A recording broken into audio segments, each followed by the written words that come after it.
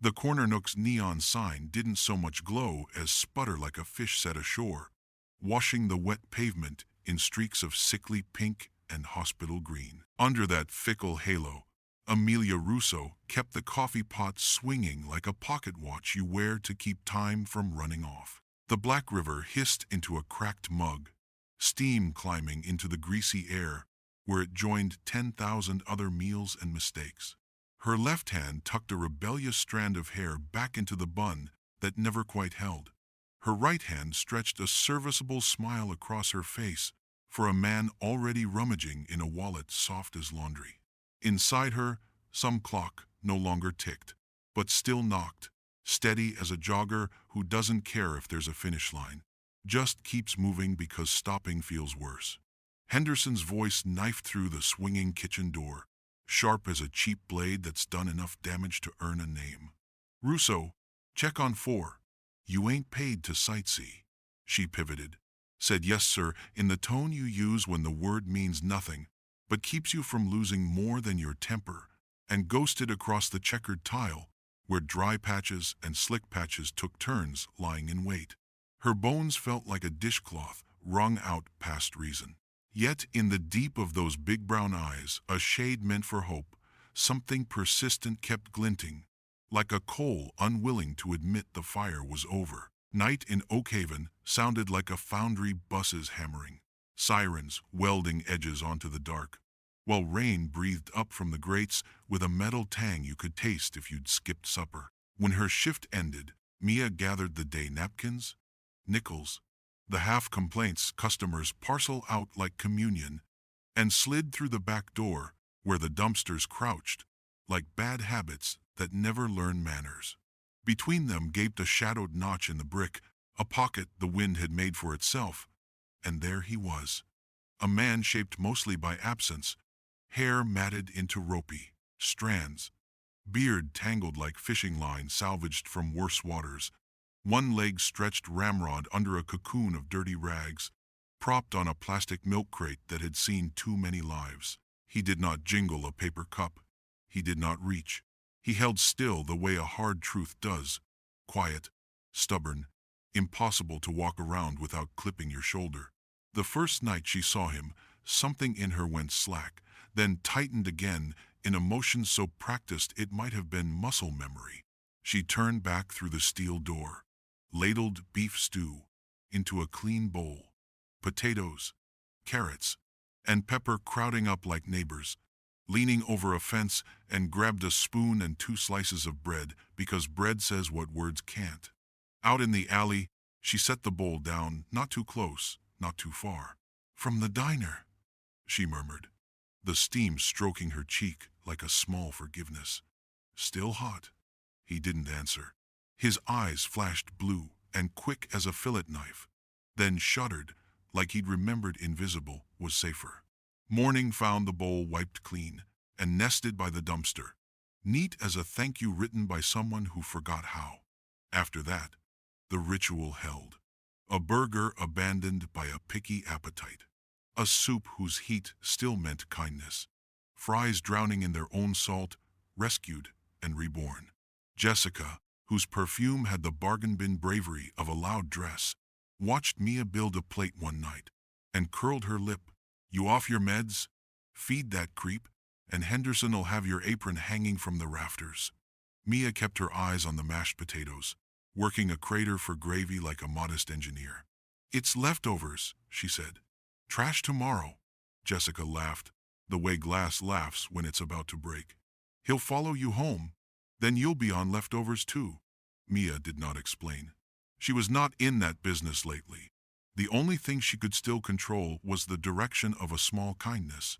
She set the food down, kept a castor, breath's distance, and listened to the kitchen fan drag air across aluminum like a tired lung. For a minute, her mind went quiet the way the skin of a pond does when the wind forgets its manners. Cold came slow, and then all at once, as it does. One night the neon twitched and went blind in one eye. Wind tunneled through the narrow way, and the man hitched himself deeper into the blanket that wasn't.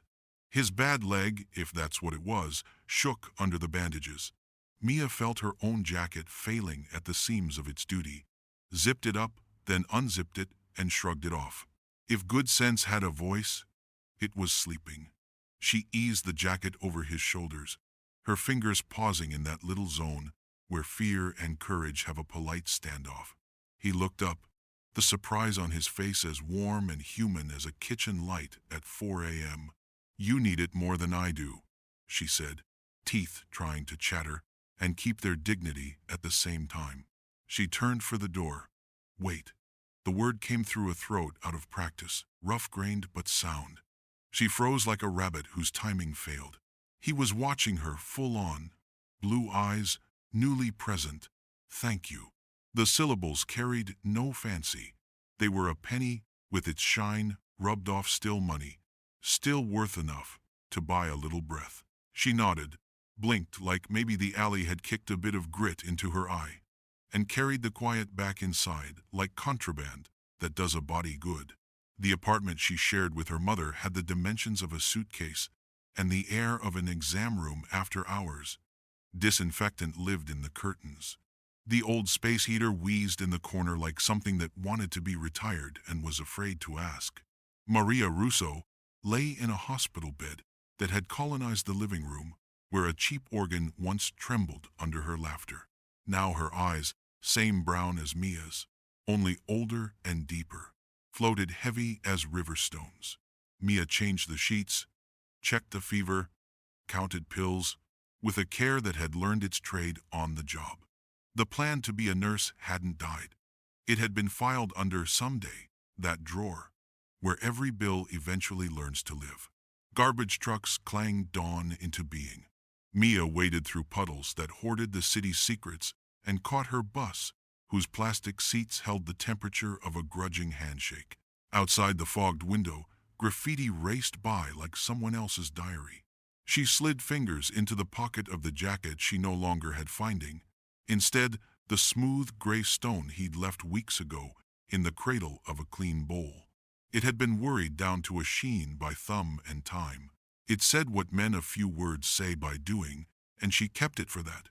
Back at the Nook, the espresso machine wheezed like an old horse that still remembered how to win. Bacon popped in the pan, fat clicking against iron like stubborn rain. Henderson broke his orders into bullets that did not invite argument. Hustle. Less ice. Table 3.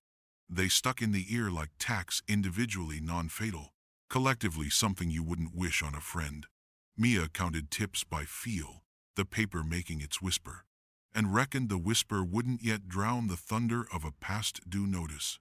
People who eat eggs at the corner Nook believe in being called sweetheart, and believe in being upset if breakfast is a minute late. Mia understood. As one understands the climate, she kept time on an invisible string and carried 4 plates on 2 hands, as if balancing a life on a sidewalk. At close, while she scrubbed rings of condensation off tabletops, ghost moons left behind by glasses, she told the man in the alley about her day. The cook's mood, her mother eating 3 spoonfuls of pumpkin porridge and asking for a 4th. A customer who quoted Shakespeare and left a nickel. He didn't drop advice. Sometimes he'd answer with something that made her start. He'd glance at the stuttering neon and talk about frequency and oscillations like a bored electrician. The next night, reciting a line from the Bard in a hush so perfect, her laugh leapt up before she could hold it down. When she mentioned a new drug with a name that sounded like a password, he nodded and asked questions like a resident rounding in a ward. She did not bind these halves of him together. Life had handed her mismatched pieces before. She knew how to let a puzzle stay unsolved until the picture decided to reveal itself. Trouble arrived the way a plate slips in grease, sudden and predictable. Friday noon rattled the room, forks chiming, orders shouted, heat prickling skin where the griddle breathed. She dropped a tray coffee and cheesecake, shattering like a choir refusing to harmonize. Henderson erupted, lips turning boiler red. "Out of your pay, Russo. Do it again and you're done." Behind him, Jessica smiled the way a cat does when the canary flies slower than an average thought. Mia crouched into the crash, picking porcelain shards until a thin brightness lined her finger and stung like truth. She finished the job. That's the thing about people trained by necessity. Bleeding does not cancel the chore. That night, the cupboards were bare of grace. Henderson's nephew, a man who believed thrift was a religion and leftovers a sin, had stripped the fridge to its hinges. Mia fished the apple from her own lunch sack and set it in Eli's palm, shame burning her throat. "It's all I've got tonight," she said, as if confessing a crime. He didn't glance at the fruit. He read her face like a red-inked ledger. "What happened?" The question landed soft, but sank deep. She sat on the concrete step, oblivious to grime, and let the day pour out. The hospital bills yellowing at the corners from too many hands. The eviction notice taped loud as a trumpet on their door. The rigged tray. The sting. The fatigue with teeth. She cried, in the way the exhausted cry quietly, painfully, like something rusted finally giving way. He did not attempt comfort with the usual phrases that fit a mouth, but never fill the hunger. He stayed, solid as a post, holding up a sagging porch. When her breath came back in a half-decent rhythm, he offered a page torn from a book with a spine that had seen better manners. Printed there was a poem, and at the bottom, a line handwritten in an elegant, unfussy script that did not fit his rags. "The darkest hour is just before the dawn. Don't give up." She felt it like a warm hand under her neck, like someone helping her look up without insisting on a sunrise schedule. She folded the paper, tucked it into her pocket near the stone, and knew talismans are earned, not bought. Bad news, once it learns a door, comes reliable as a bill. Jessica made small mischief that added up, an order that vanished, a complaint that wandered into the wrong section. Friday again, Henderson beckoned her into the office that smelled like paper, old coffee, and somebody else's money. The AC coughed. "Drawers short," he announced, tapping his pen like a judge who'd already picked the verdict. $50. "Jessica says she saw you in the tip jar earlier this week." "Making change," Mia said, fingers splayed on the scarred desk. "She was right there." I put the 20 back. Jessica leaned against the door with a look she'd practiced in the mirror. Pity wearing lipstick. "Mia, you've been so stressed. Folks do dumb things when they're desperate. Being accused has its own taste, citric and mean." Mia's jaw hurt from holding the truth where it did no good. "I didn't take anything." Henderson sighed, like a man closing a book he'd never read. "I can't keep a thief. Turn in your locker. I'll mail your check." The sentence hit her like a swing door in the face. Out at the lockers, she turned the cheap padlock that had seemed secure when she bought it, opened the metal mouth, and took back what little life she stored there. A backup apron, a worn nursing text, the smooth stone, the folded poem. Touching each thing reminded her the world did not only wound. Sometimes it came bearing bandages. Jessica swept by, dropping mercy like a candy wrapper. Tough break. Maybe this is for the best. Mia had no breath left for pretending. She shouldered the tote, walked the long aisle past the counter, past the last stragglers, past the neon's blink that suddenly felt too much like laughter. She pushed out into the night and turned toward the bus she could depend on to be late. The back door banged against its stop, loud as a gavel. From the alley's mouth emerged Eli, but not the Eli of the milk crate. He was standing straight, shoulders squared inside the too small jacket she had surrendered on a colder night. His limp was real and pronounced, but it did not ask pity. He moved with the purpose of a man who had remembered himself. He crossed the tile under the fluorescents, and the diner's hum thinned to a held breath. "We're closed, get out, bum. I'll call the cops." Henderson's voice had gone high as a kettle. Eli ignored it. He walked to the center of the room, positioned beneath the brightest of the tired bulbs, and took ownership of the quiet. "You're Henderson," he said. No question mark bothered to attend. "Who's asking?" "Security's asking." "Beat it before I have you hauled." Henderson's courage always did better backstage. Eli looked at him the way you look at a squeaky hinge, Noticed only because it disrupts a door's true work. You just fired a decent woman.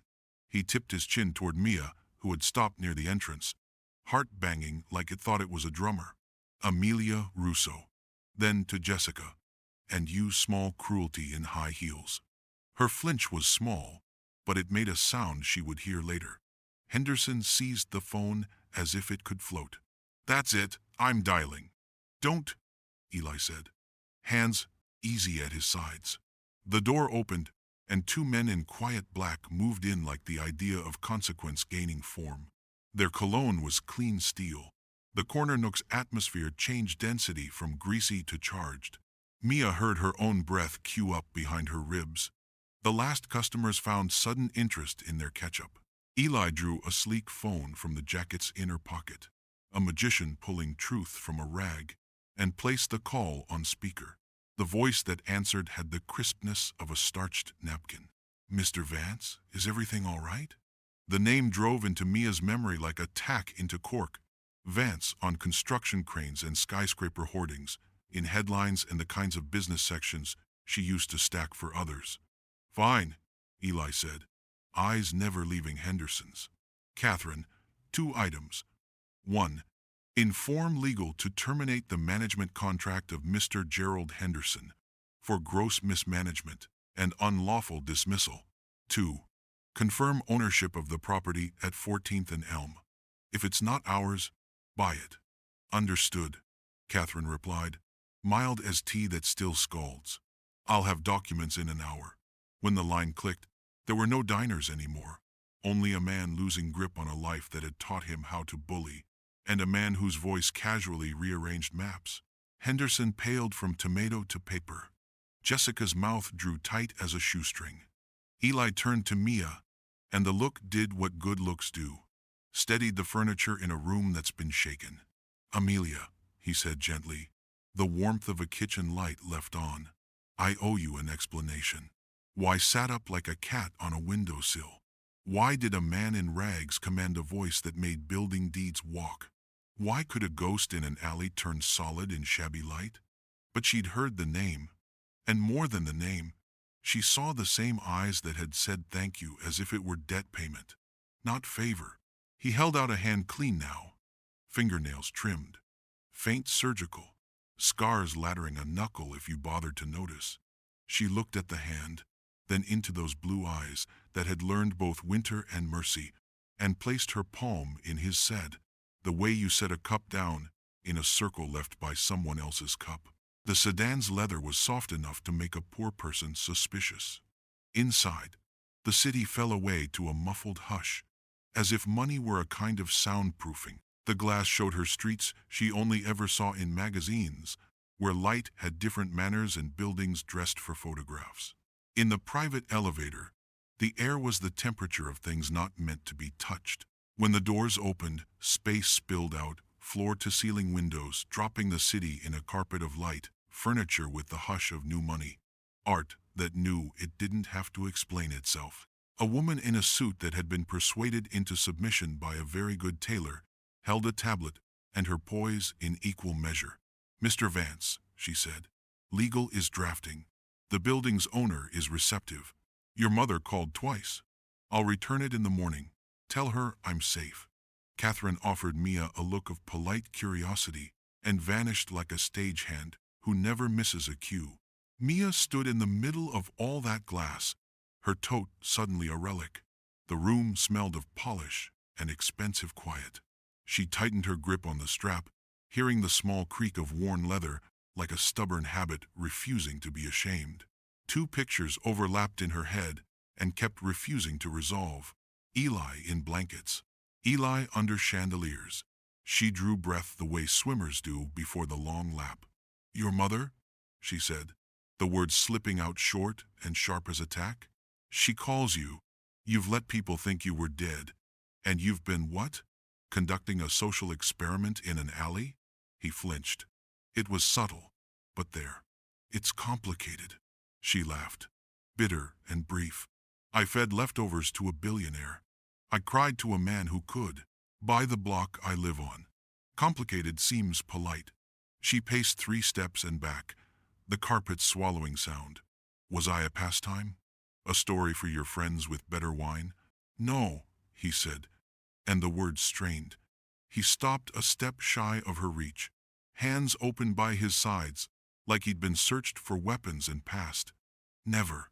He nodded toward his leg. This part, this limp, is no costume. They built me back together with metal. The pain still votes on every decision. He sank onto a low sofa, fatigue pulling his shoulders into honesty. 6 months ago, my car crashed. Not an accident. Brake lines cut. Security cameras dead. My driver died trying to keep me alive. He stared at his hands as if counting old sins in them. Hospital in Switzerland. Media blackout. Prognosis. Maybe never walk. Then walk, but with a story. Meanwhile, my world, he smiled without humor, is full of sharks with cufflinks. Someone wanted my chair and mistook my grave for a chair with better views. We faked my death, or my coma. People talk and I let them. Why the alley? The question came out of her tiredness and into his. The best place to hide is where folks refuse to look, he said. Nobody's scared of a beggar except the part of themselves that remembers being hungry. No one suspects him of having secrets worth stealing. I could watch. I could listen. I could heal in public by pretending not to exist. He exhaled, and in the exhale, there was the smallest apology. I didn't factor in you. What do you mean you didn't factor me in? She wasn't angry so much as out of space for surprises. You brought stew. You didn't ask for a story you could retell later. You handed me your jacket when your bones were arguing with the cold. And tonight, behind a thin door, I heard them strip you of what little you had left. It turns out there are lines I won't cross, not even for my safety. He had regained that quiet, authority that didn't need a microphone. Protecting you outweighed hiding me. Her anger lost its footing. She took him in the leg heavy with its metal truth, the loneliness that money can worsen, the gratitude that had nothing of pity in it. My mother, she said, softer. And the bills.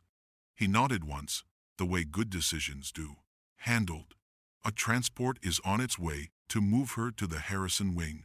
Specialists. No more arithmetic against a wall. Tears rose, not of grief this time, but of something larger, stranger. Relief is a weight, when you are not used to carrying it. City light pulsed out beyond the glass like a big heart at peace with itself. Inside, the penthouse breathed its machine-clean air. Between those two climates, they stood and tried to invent a bridge. What now? She asked. Now we find the hand that held the knife to my brakes, he said, a slant of humor shading the hard edge. Men like that don't quit, because a man they meant to bury learned to limp. Wind feathered the windows with a sound like paper being turned. Mia sat a student again, but of a subject not on offer at the community college. She wasn't much for balance sheets, but she knew how to read a person, and she read the city's seams too. The alley offered up a memory like a file folder that had been waiting. A white delivery van, idling near the butcher at 3 most afternoons, the driver in a cap drawn low. Later, the same van, loitering at odd hours with its lights off. The butcher's closed sign at 6 sharp. The van stubborn as insomnia around 11. She laid it out, piece by piece. Eli listened, blue eyes steady and awake, and called a man named Foster whose voice sounded like a lock clicking. Instructions rolled, the kind that find their way through 5 databases and 3 back doors while a cup of coffee is still hot. Mia leaned back. For the first time that week, maybe that month, she let a chair hold all of her, out beyond the glass. Traffic blinked red, green, red, like a game played by someone with time to spare. Inside, the wall clock did not tick. In her pocket, the stone and the poem rested against each other, as if they'd been carved from the same promise. The darkest hour is just before the dawn. She did not know dawn's schedule, but for the first time in a long while, she believed time might keep it. Morning in Oak Haven didn't so much arrive as it barged in with sirens and the sour smell of exhaust baking against damp brick. Amelia sat on the balcony of Elias's penthouse, though, to her, it felt more like trespassing in a postcard, watching the city drag itself awake. Below, cabs honked with the rhythm of a drunk metronome, and office workers scurried with the desperation of people trying to outrun the day before. She sipped from a mug too heavy to be practical, its ceramic so smooth it seemed absurd to risk it on human hands. Inside, the penthouse hummed with machinery she couldn't see. Vents sighing warm air, refrigerators purring like fat cats, security systems clicking and whispering. The luxury pressed in around her, suffocating in its ease. Yet the weight in her chest hadn't changed.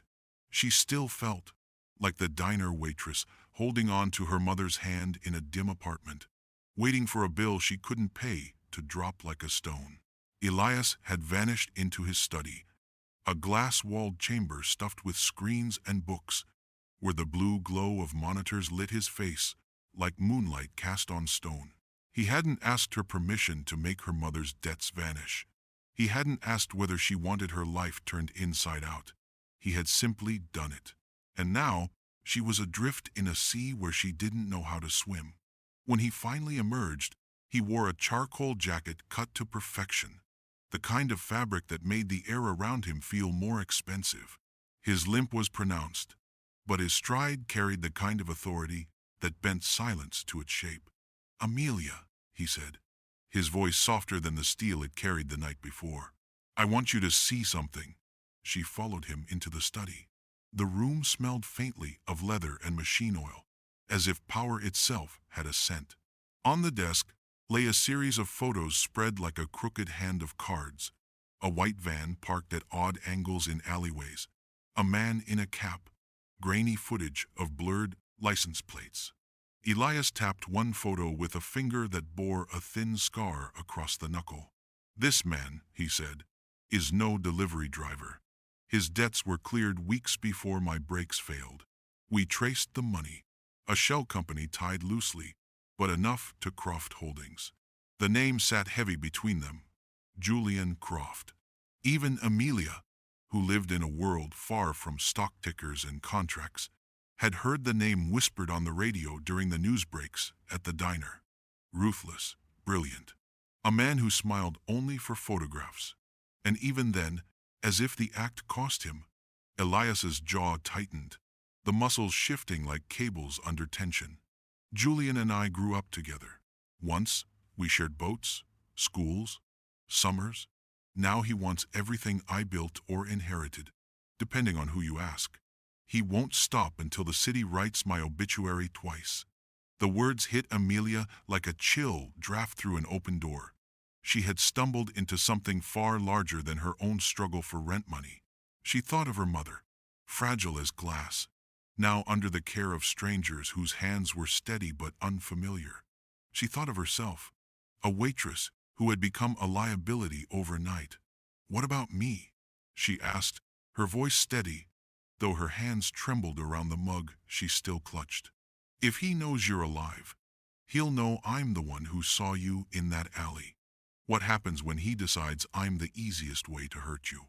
Elias's gaze softened, and for the first time, she saw the man who had sat in silence with her night after night, not the billionaire whose name held skyscrapers upright. "That's why you're here," he said, "because out there you'd already be gone." The reassurance should have comforted her. Instead, it landed like a sentence. She was safe, yes, but only in his world, under his protection, surrounded by men in suits whose hands rested too easily near the inside of their jackets. She wasn't free. She was protected, the way a bird is protected in a gilded cage. The days that followed blurred together in a rhythm that felt alien. Breakfasts appeared on trays of polished silver. Security briefings hummed in the background, like a language she wasn't meant to understand. Her mother called, her voice brighter, steadier, telling her about sunlit rooms and nurses who smiled with their whole faces. Amelia wept after those calls, Silent tears she pressed into the sleek pillows that smelled faintly of lavender and something she couldn't name. Relief hurt more than struggle, she realized, because relief reminded her how close she'd come to drowning. At night, she found herself drawn to the study again and again. Elias would be there, sleeves rolled, eyes sharp, directing his team with clipped orders. The glow from the monitors carved shadows across his face, making him look older, more haunted. Sometimes he'd catch her watching and offer a small smile, the kind that carried no arrogance, only gratitude. One evening, she gathered the courage to step inside. "Tell me what I can do," she said. He looked up, surprised. "You've done more already than you know." "No," she insisted. "You're fighting men who have money and power I can't imagine. But I'm not useless. I know people. I notice things. I was the one who saw that van at hours it didn't belong." He studied her for a long moment, then nodded. "You're right." That night, they combed through memories together. Amelia described the man's posture, the way he smoked with his left hand, the faint scar on his wrist. Elias listened as if her words were gold, sketching out a profile with the precision of someone who knew how much small details mattered. For the first time since leaving the diner, she felt more than fear. She felt purpose. But purpose came with a price. 2 days later, she left the Harrison wing after visiting her mother. The air outside was heavy with the promise of rain. She pulled her coat tight around her, savoring the brief taste of normalcy. The security team, at her request, had stayed behind. She wanted one afternoon where she wasn't shadowed by men who looked like they'd been carved from stone. She didn't see the van until it was too late. The doors slid open. Hands, rough and certain, grabbed her. A cloth pressed against her face, the sharp sting of chemicals burning her lungs. Her world folded into black. When she woke, the air was damp, metallic, filled with the echo of dripping water. Her wrists were bound, her ankles tied. A single light bulb swayed overhead, buzzing with the exhaustion of too many years. And in the shadows, a man stepped forward, Julian Croft. His suit was immaculate, but his smile was wrong, too sharp, too hungry. He crouched, so their eyes met, his cologne cutting through the stench of mildew. "So," he said, voice smooth as glass laid over a blade, "this is the girl who fed the ghost." Her pulse thundered, but she forced herself to meet his gaze. She wouldn't give him the satisfaction of fear. "You made a mistake," Croft whispered, tilting his head. "Elias thinks he can rise from the grave, but graves don't let go so easily. And now, because of you, he'll crawl back into it willingly." The bulb flickered. Somewhere outside, thunder rolled. Amelia closed her eyes, her thoughts not on herself, but on Elias and on the alley where everything had begun. She prayed he would come. The city had a way of swallowing people whole and spitting them out as shadows. Amelia Russo knew this better than most. She had lived too long under flickering neon lights, breathing grease-stained air, watching her youth trickle away like spilled coffee across a cracked counter. But now she was entangled in something far larger than late shifts and overdue bills. She had wandered into a story woven of danger, money, and power threads she never meant to touch. It began with the van.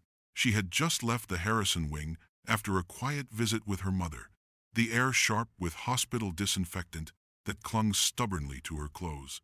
The early dusk of the city hung low, smothered in the smell of wet asphalt and the faint echo of honking horns. A gust of wind caught the hem of her coat, and for a moment she allowed herself to imagine something normal. A bus ride home, a cup of cheap tea, the comfort of routine. But fate had already tightened its fist around her throat.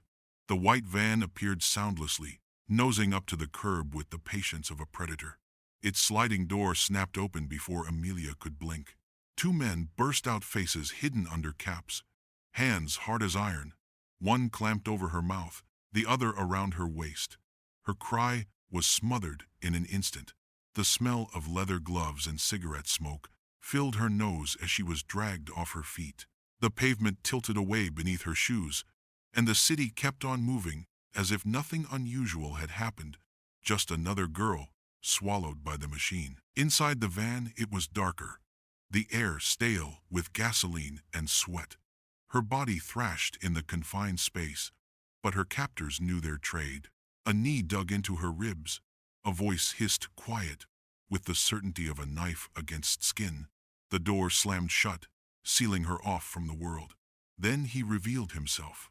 The man in the back wasn't dressed like the others. No work jacket, no ball cap. He wore a tailored suit, dark as midnight, with a tie, knotted so neatly it looked like it had been tied by hatred itself. His hair was slicked back, his shoes gleamed, and when he leaned forward, his cologne mixed with the smell of old smoke, expensive and suffocating. Julian Croft. She knew the name from whispers. Elias had spoken it with the same caution one reserves for venomous snakes. Now that serpent was coiled across from her, his pale eyes glittering in the dim light of the van. "So, this is the charity case," he said softly, almost kindly, which made it worse. The waitress who thought kindness was harmless. Elias Vance's little stray. His smile cut like broken glass. "Do you know what happens to strays, Miss Russo? They end up teaching their master a very costly lesson." Her chest heaved against the grip holding her still. She wanted to spit words at him, fury, defiance, but her captors pressed tighter, and all she could taste was fear. The van jolted forward, swallowing street after street, until the familiar city gave way to an industrial graveyard. Factories long abandoned stood like broken teeth, their windows black holes, staring into nothing. The van slowed and turned into a warehouse lot, gravel crunching beneath its tires. Amelia's heart pounded so loudly she feared it might drown out her thoughts. The door slid open, and cold night air rushed in. She was hauled out like a sack of flour, her shoes scraping against concrete. The warehouse swallowed her next. It smelled of rust and oil, of damp concrete and forgotten years. A single hanging light bulb buzzed above, its cone of yellow barely cutting through the shadows. Rats skittered in the corners, disturbed by the arrival of men who carried no hesitation in their steps. Amelia was forced into a chair, her wrists bound with coarse rope that bit into her skin. The scrape of the chair's legs echoed, mocking her helplessness. Croft paced slowly in front of her, his shoes clicking against the floor. "You know," he mused, "Elias was supposed to stay dead. The world already mourned him, already moved on. His company, his contracts, his influence, it was all mine for the taking. And then he crawled out of whatever ditch he'd been hiding in, dragging you along like some sainted proof of his humanity." He crouched low, his face inches from hers. His breath smelled faintly of mint over something rotten. "So you, Amelia, are the problem. And problems, they require solutions." Her pulse thundered in her ears, but her eyes lifted to meet his. She thought of Elias, of the way his voice had trembled when he said she had given him something no empire could buy. She thought of her mother, finally breathing easier in the Harrison wing. Fear quaked through her, but it was braided with anger, an anger that tasted like iron on her tongue. She said nothing. Silence was her last weapon, but Elias was already coming. While Croft played his villain's monologue, a helicopter blade carved the night above the city. Inside, Elias Vance sat stiff-backed, the strap of his harness biting into his shoulder. His leg throbbed an ache that never fully left, but his eyes were cold fire. Across from him, Marcus scanned a tablet glowing with GPS signals. A tiny red dot pulsed on the map. Amelia's location. "She dismissed her guard," Marcus said, his voice clipped, professional. "But we tagged her coat. Signals solid. They took her to the industrial district, Warehouse Row."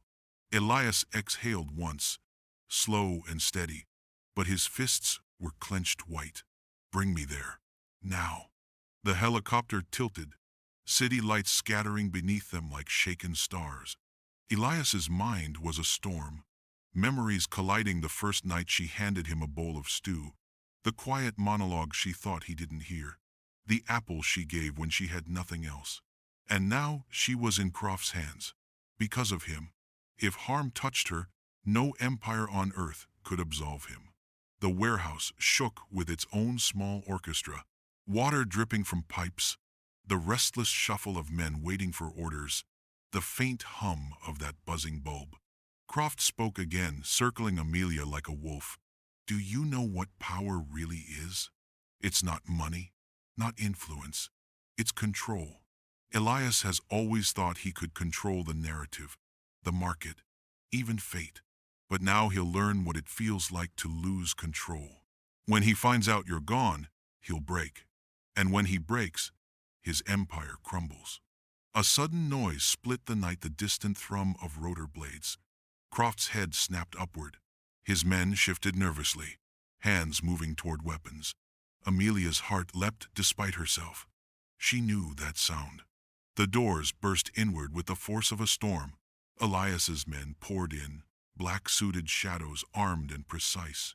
Shouts cracked through the cavernous space, the clash of boots against concrete, the metallic thunder of guns raised. And then there was Elias. He stepped into the warehouse with a limp that made every step deliberate, his figure silhouetted by the harsh white beam of a tactical light. His face was carved with fury, but his voice when he spoke was calm, almost too calm. "It's over, Julian." Croft jerked Amelia upright, pressing a pistol to her temple. The cold barrel kissed her skin, a cruel reminder of mortality. "Not until I say so." Croft's voice cracked with rage, veins straining in his neck. Sweat gleamed on his forehead under the swinging bulb. "One more step, Elias, and she dies. You lose her like you lost your driver, like you lost your future." The world seemed to narrow to the triangle between the three of them. Amelia trembling in the chair, Croft holding her hostage, Elias standing unflinching under the weight of choice.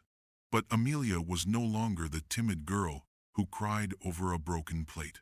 She remembered Eli in the alley, the man who taught her that silence could hold more power than words, that small acts could be weapons sharper than knives. She remembered his limp, his fight, his refusal to bow, and something inside her snapped free. Her heel came down hard on Croft's foot, bone striking bone. He howled, his grip faltering for a breath's width. That breath was enough. Elias fired not at Croft, but at the towering stack of barrels perched on the mezzanine. The shot cracked like thunder, and gravity did the rest. Metal thundered down, clanging against steel, crashing into the floor with a scream of sparks. Croft stumbled, forced to release Amelia as he shielded himself. Marcus's men swarmed in, disarming Croft with ruthless efficiency. The pistol clattered away. Croft was forced to his knees, his suit crumpled, his once impeccable hair disheveled. His pale eyes darted wildly, no longer predator, but prey. Amelia fell into Elias's arms, the rope fraying against her wrists. His grip was iron, but his voice when he spoke into her hair was a whisper cracking at the edges. "Are you hurt?" She shook her head, though her whole body trembled. "I am now safe." Croft roared from the ground, spitting words like poison. "You think this is the end, Elias? You can't kill a man like me. I built empires from ashes. I'll do it again." But the night had shifted. The warehouse filled with new figures, uniformed officers, detectives in dark suits, their badges gleaming under the harsh light. The law had arrived, steady and unstoppable. Summoned by evidence Elias's people had already fed to the proper channels. Julian Croft was hauled up, wrists cuffed, his curses echoing hollow against the concrete walls. The empire he had clawed together collapsed in that moment, not with an explosion, but with the quiet, inexorable grind of justice catching up. Amelia clung to Elias, her tears soaking into his shirt. Around them the warehouse buzzed with radios, clattered with the shuffle of departing officers, but in her ears there was only the steady beat of his heart. The beggar had been a billionaire all along, but in that moment neither fortune nor ruin mattered. What mattered was survival. and the strange, fierce bond forged in the alleys of a sleepless city. Morning arrived like a slow confession. The city stretched itself awake with horns and steam, coffee carts rattling on corners, and pigeons resuming their half-hearted quarrels over breadcrumbs. But for Amelia Russo, the dawn carried a strange silence, the silence of a world that had shifted overnight. She sat on the balcony of Elias's penthouse, a blanket wrapped around her shoulders, though the air wasn't especially cold. Far below, traffic inched like veins of molten metal through the city streets, anonymous lives hurrying on, unaware of the warehouse war that had played out in the small hours. Her hands still bore faint rope burns, pale marks like ghosts of her captivity. She traced them absent-mindedly, feeling again the cold barrel at her temple, the thunder of barrels crashing down, the weight of Elias's arms closing around her. Behind her, glass doors whispered open. Elias stepped out, limping slightly, his cane tapping once against the stone. He wasn't in the disguise of a beggar anymore, nor the ruined clothes of the alley. He wore a simple shirt, sleeves rolled, the kind of garment that turned wealth into something human. His hair caught the early sun, and his eyes, weary but steady, settled on her. "You should rest," he said softly. His voice carried both command and plea, a paradox that defined him. Amelia shook her head, pulling the blanket tighter.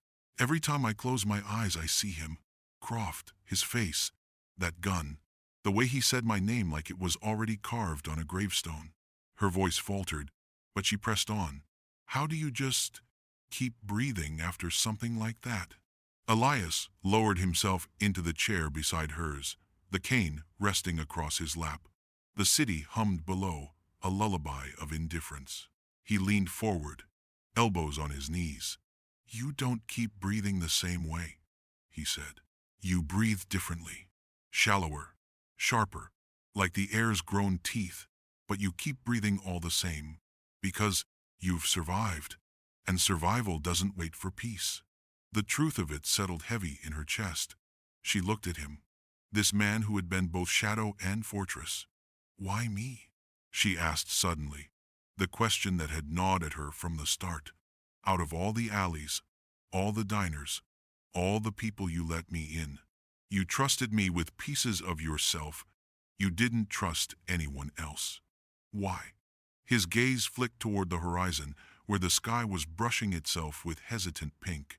"Because you weren't trying to take anything," he said finally.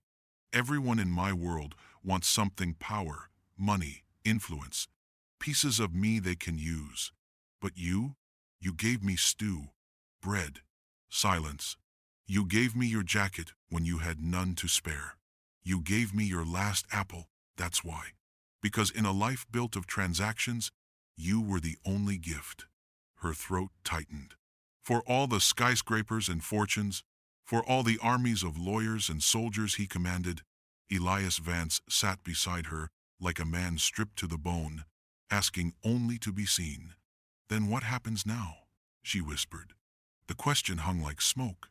Elias exhaled, long and slow, as if it weighed more than the city below them. "Now," he said, "the real work begins." And it did.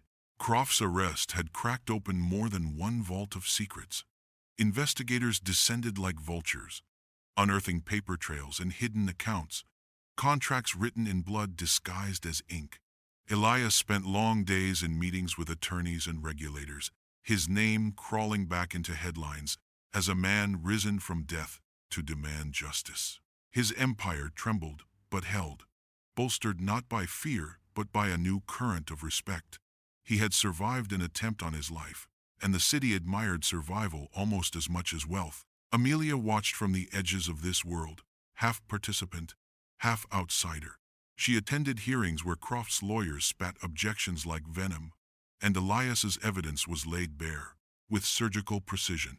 She walked the gleaming halls of hospitals, now funded by Vance Industries, the smell of antiseptic replaced by flowers, and sunlight streaming through wide windows. And in the quiet, she visited her mother.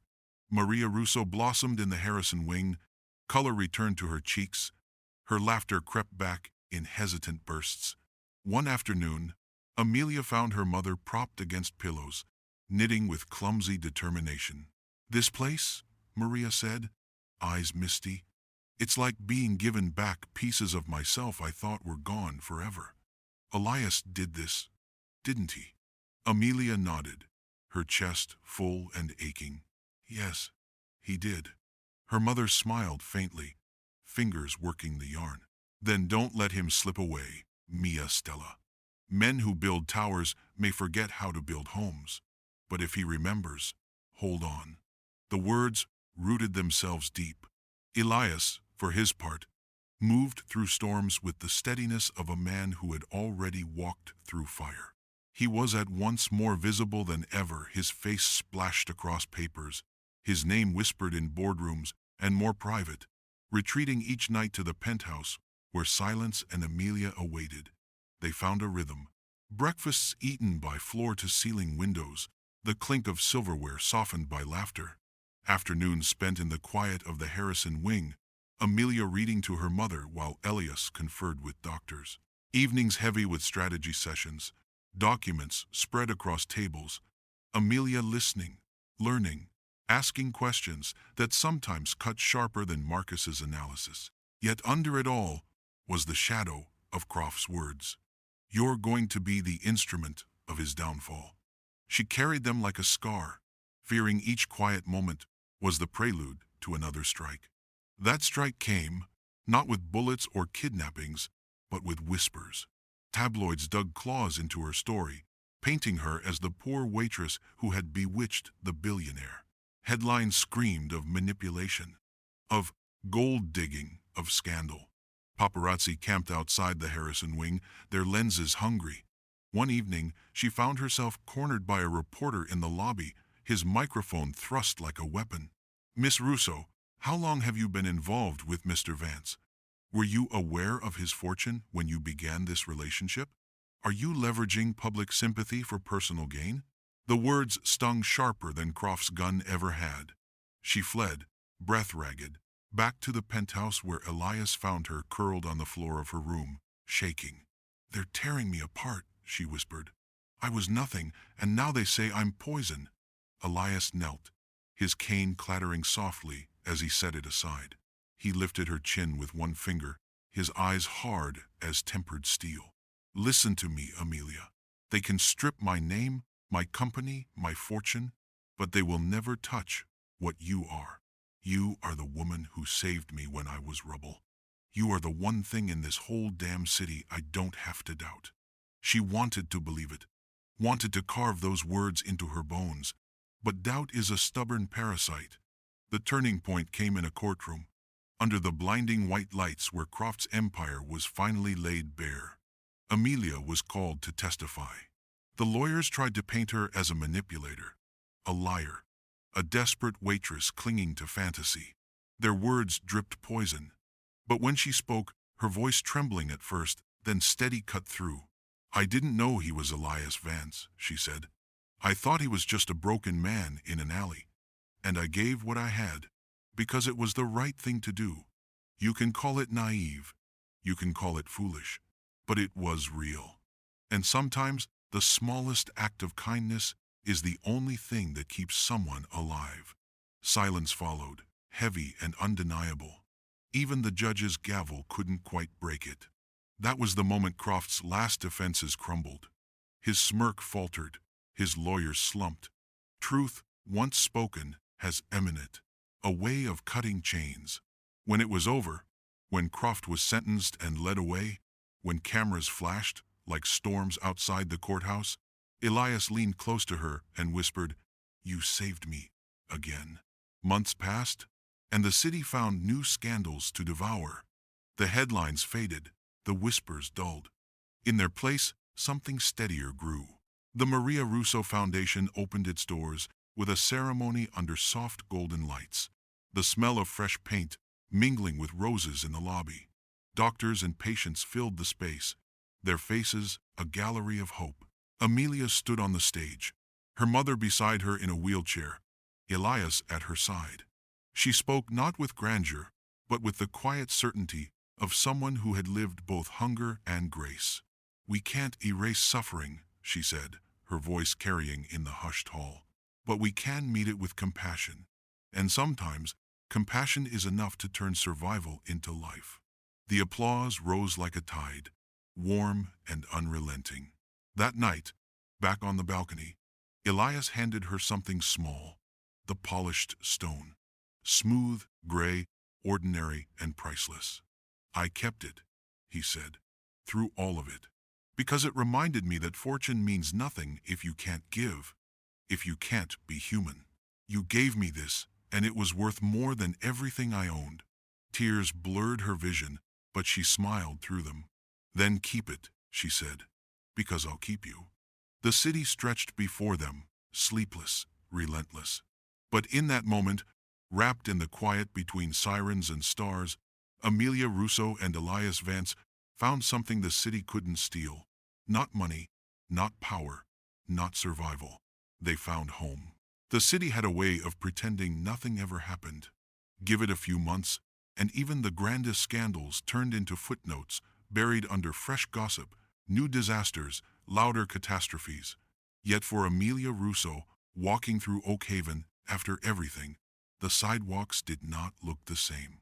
The neon still buzzed, the cabs still cursed, the pigeons still carried on their endless war, but she had been rewired. Once, she had walked these streets invisible. Now, the air seemed to part differently around her, as if the world acknowledged her presence, even if it didn't know her name. Amelia was not foolish enough to believe survival turned her into steel. Scars were softer than people imagined. They didn't toughen so much as they hummed under the skin like an old ache when weather shifted. She still woke some nights, with Croft's voice in her head, smooth as silk, telling her she was an instrument of ruin. She still flinched when a white van rolled too close to the curb. But she had learned something the city could not teach in its towers and alleys, that scars were not weaknesses but signposts. Each one pointed to a moment she had chosen to keep breathing. Life inside the penthouse bore little resemblance to the life she had known, and she sometimes caught herself staring at the glass walls, wondering when she would wake up back in her old apartment, Henderson barking at her about cold coffee, her mother coughing in the next room. But the past had loosened its grip. Maria Russo was no longer confined to that dim living room. The Harrison wing had given her not just care, but time. Time Amelia never dared dream she might have. On good days, Maria's laughter could still fill a room. On harder days, when the illness gnawed at her resolve, she would clutch Amelia's hand and whisper, "We are living on borrowed miracles, Mia Stella. Let's spend them well." So Amelia spent them. The foundation became her world. At first, she felt like a fraud, a waitress, stumbling through a gala of doctors, donors, and dignitaries. But Elias had been adamant. "You know more about compassion than any of them, and compassion is the marrow of this work."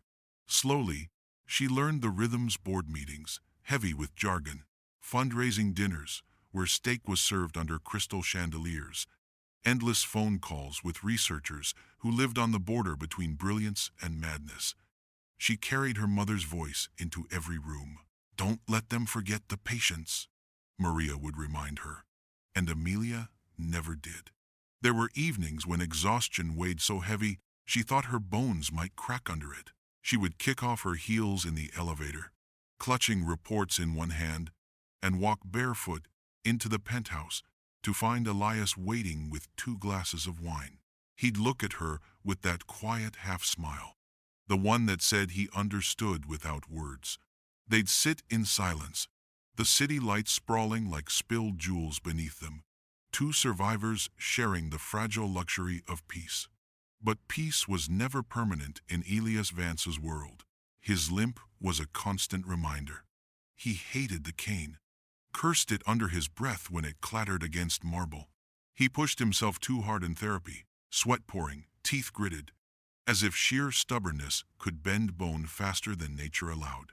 Some days, Amelia found him staring out the window, the skyline reflected in his glassy eyes, his hands restless on the cane's handle. "You miss it," she said once, sitting beside him. "The chase, the boardrooms, the battles." He gave a dry laugh. "I don't miss it. I'm addicted to it. There's a difference."